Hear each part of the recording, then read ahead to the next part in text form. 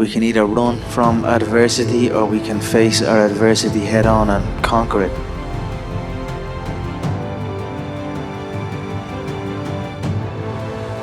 I've lost my mind doing this game, yeah? Like Vincent van Gogh. He dedicated his life to his art and lost his mind in the process. That's happened to me. But fuck it. When that gold belt was around my waist, when my mother has a big mansion, when my girlfriend has a different car for every day of the week, when my kids have everything they ever want, then it will pay. Then I'm happy I lost my mind. Yeah? I'll die a crazy old man. This is what I love to do, man. I'm born and bred to do this. Like I said, you can go back way in time. My family name were bred on the battlefield, swinging pickaxes on the back of a horse. You know what I mean? That's where the McGregor name comes from. We come from the Scottish Highlands. We're warriors. It's all I know. It's all we know. So I'm gonna be doing it for a long, long time yet. People walk away from the sport. It's not like your physical body lets you down. It's just the mental fatigue of it all. You know what I mean? Tyson said a quote that I was interested in. He said, what would Customato say to you now that you're coming back? He said, what took you so long? And I agree with that. You know what I mean? I'm gonna keep going and that's it. You'll never get rid of me. This game is mine. This city, Las Vegas, is mine. This world is mine. So I'm just focusing on my own game, focusing on my own self. I've come through a lot. You know what I mean? It's been a tough couple of months. It's just about getting through the mental block of the break happening. But I feel like, you know, I feel great, to be honest. I feel very confident. I feel eager to get back. And I've got through it. I'm proud of myself to get through it. I look forward to, you know, inspiring the many people all across the world that face, you know, tough times in their life, tough injuries. And you know, I hope my story and my journey can motivate them also. And that's a goal of mine too. I love the thrill of it. I love it all. I love the fight. I love the business about it. I love everything about it.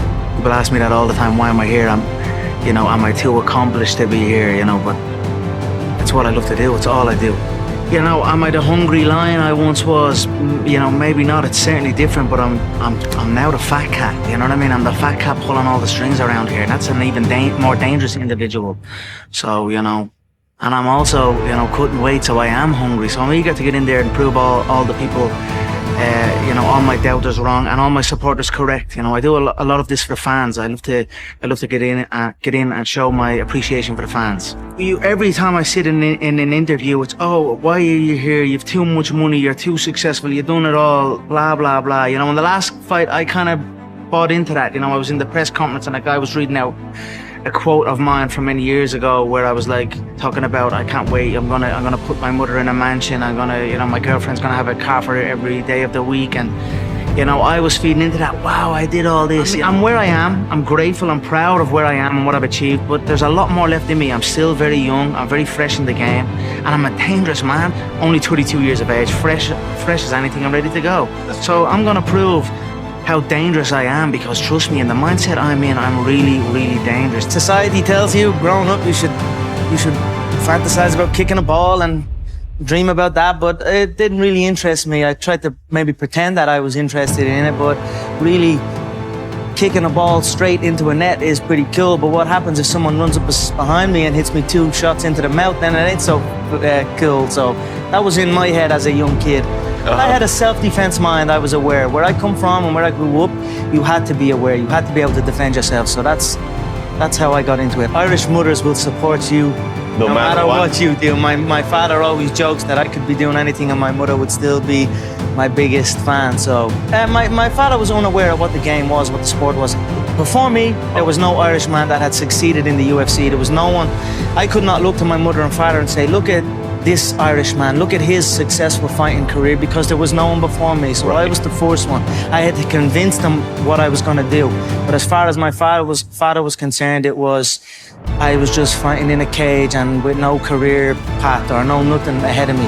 So it was more worry, but I convinced them, and now here we are. There are many, many young kids who are seeing the path now. There are many, many parents of young kids who are seeing my path and encouraging their kids into the game of martial arts. And whether you put your child into martial arts or whatever, it allows them to go and conquer whatever they want to. Whether they want to conquer the fight game, they can. Whether they want to go and conquer the business game or whatever, route they decide to take, training for martial arts will help them. So I am happy that I have put martial arts in the spotlight in my country and shown it for what it is, true dedication and beautiful discipline. It's just about not translating it into the game. You can't be nice in this business, that's for sure, no matter what.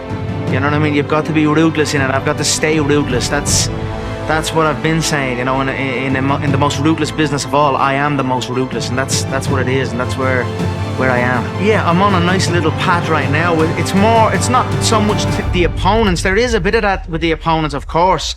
It's more the behind the scenes, the business aspects and things like that. You know, that's kind of what's halted it a little bit. But like I said, I'm on a great path now. We've got this trilogy. We've got big things planned for after, and I'm excited about it. It's hard to juggle. It's hard to go face to face and want to tear through a man and then hold your son or your daughter and give them a bottle, you know, and feed them and this type of thing. So I've stayed away from that for this one, and I feel great. I've not switched roles almost. I've stayed in that mode that I need to be in. Even if I would say like rest days, you know, like on a rest day, when I would have rest day around my family, it's not really a rest day. I'm playing with the kids, I'm busy. My rest days have been true rest days. So then when I go again for my next round of work, I'm energized, I'm refreshed, and it's, you know, shown in the practice realm. It's not even enduring. I'm embracing it. My frame is light. I'm a true lightweight frame now. I'm zippy, I'm fast, I'm powerful. I have not only maintained strength, I've actually gone up in strength and power. The weight is on point as it's ever been, and I'm very excited, you know. Once you're fully committed, things are easy. It's that simple. Hard things become easy when you commit yourself fully, and that's what I've done. So I'm very excited to get in and showcase myself at 155 pounds, fully focused. I'll probably never retire from the game, to be honest. I'll be competing for a long, long time yet. It is certainly brought out of frustration, you know, when you're trying to get these events going, you're trying to get things moving, and it's just not happening. It felt like I was shelved almost, you know. I felt like if I'd have been rent out a couple more times that year, not only would my skill set and my sharpness, everything be in tune a lot more, we'd also be talking the guts of $800 million in revenue for the company. And, you know, it was certainly out of frustration, but it is what it is. The past is the past. We're in a great spot now. I felt like I've got what I needed to get off my chest, and I felt like it's been reciprocated well, and it's come back. You know, there's the other side has come back as well. So I'm in a great spot, and I'm excited to come back, and that's where we're at. We're focusing on the positive side of it, and we're focusing on the future. Wins and losses and all this, it means nothing to me.